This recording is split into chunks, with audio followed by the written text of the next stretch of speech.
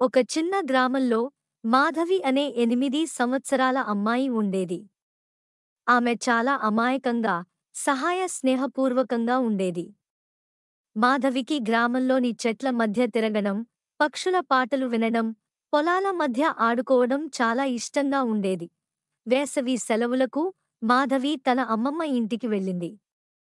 అక్కడ ఒకరోజు మాధవి తోటలో ఆడుకుంటూ ఉండగా ఆమెకు ఒక చిన్న మేక పిల్ల కనిపించింది. అది తెల్లగా, పొట్టిగా, చాలా చలాకీగా ఉండేది. మాధవి ఆ మేకను చూసి ముచ్చటపడిపోయింది. ఆమె దానికి బుజ్జి అనే పేరు పెట్టింది. మాధవి బుజ్జితో రోజూ ఆడుకోవడం మొదలుపెట్టింది. అది ఎక్కడికైనా వెళ్తే వెంటే వెళ్ళేది. బుజ్జి కూడా మాధవిని చూస్తూ ఉంటూ మెల్లగా పరుగెత్తేది. కాని బుజ్జికి ఓ చిన్న అలవాటు ఉండేది. అది ఎక్కడైనా పచ్చని ఆకులు కనిపిస్తే ఎవరినీ పట్టించుకోకుండా అక్కడే మునిగిపోయేది. ఒకరోజు మాధవి నది ఒడ్డున ఆటలలో మునిగిపోయింది. ఆ సమయంలో బుజ్జి మేక పొలాల వైపు పరిగెత్తింది. రైతులు కొత్తగా నాటిన కూరగాయల మొక్కలను అది నమిలేసింది. రైతు కోపంతో మాధవిని పిలిచాడు. మాధవి, నీ మేక మా పంట చెడగొట్టేసింది. ఇలా అయితే మేం ఎలా జీవిస్తాం అని అడిగాడు. మాధవి తలదించుకుంది. బుజ్జిని తిడదామనుకున్నా అది అమాయకంగా తన వైపు చూస్తూ నోరు మూసుకుంది. మాధవి ఆలోచనలో పడిపోయింది. తన చిన్న మనసులో మాధవి ఒక ఉత్తమమైన నిర్ణయం తీసుకుంది.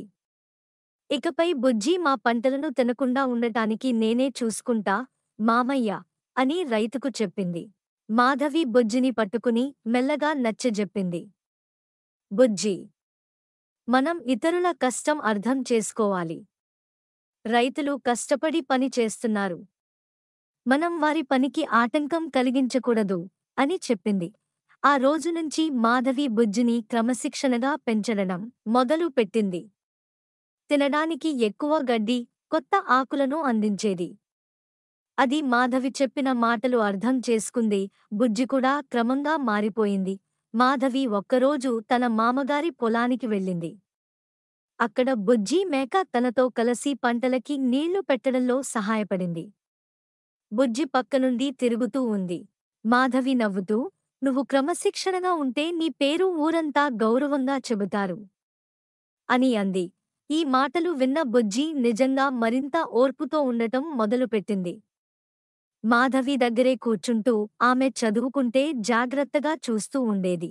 ఒకరోజు ఊరికి పక్కనే ఉన్న చెరువులోకి ఓ ఫ్యాక్టరీ నుండి వచ్చి చేరిన విషపు ద్రవాలు చేరాయి. నీళ్లు స్పష్టంగా కాలుష్యంతో నిండిపోయాయి. కాని ఆ విషయాన్ని ఎవ్వరూ గుర్తించలేకపోయారు. 2 రోజుల తర్వాత ఊరిలో కొంతమంది పిల్లలకి పొట్ట నొప్పులు, వాంతులు మొదలయ్యాయి. పెద్దలు అనుమానపడినా అసలైన కారణం ఎవరికీ అర్థం కాలేదు. అయితే ఆ రోజే బుజ్జి మేక నీళ్లు తాగబోయి వెంటనే తిరిగి వచ్చి వాంతులు చేసుకుంది. మాధవి ఇది చూసి షాక్ అయ్యింది. ఆ మేక ఎప్పుడూ తాగే చెరువు నీళ్లు తాగకుండా తిరిగి వచ్చేసిందంటే అని అనుమానపడింది. అదే రాత్రి మాధవి తన తాతయ్యతో కలిసి చెరువు దగ్గరికి వెళ్ళింది. నీళ్ల దగ్గరికి బుజ్జి వెళ్ళింది, కానీ తాగలేదు. వెనక్కి తిరిగి గంభీరంగా అరవడం మొదలుపెట్టింది. అంతే. తాతయ్య ఊహించాడు, ఈ నీళ్లలో ఏదో తేడా ఉంది అని అన్నాడు. ఆ విషయం ఉదయాన్నే వారు పంచాయతీకి చెప్పగా, నీటి నమూనాలు పరీక్షించగా నీళ్లు కాలుష్యంతో నిండిపోయి ఉన్నాయని అసలు విషయం బయటపడింది. ఊరంతా ఆశ్చర్యపోయింది. ఒక మేక ముందే ఆ విషయాన్ని గుర్తించగలిగింది. పిల్లల ప్రాణాలు ఇంకా ప్రమాదంలో పడకముందే ఈ విషమయాన్ని అడ్డుకుంది అని మాధవిని, బుజ్జిని గౌరవించారు.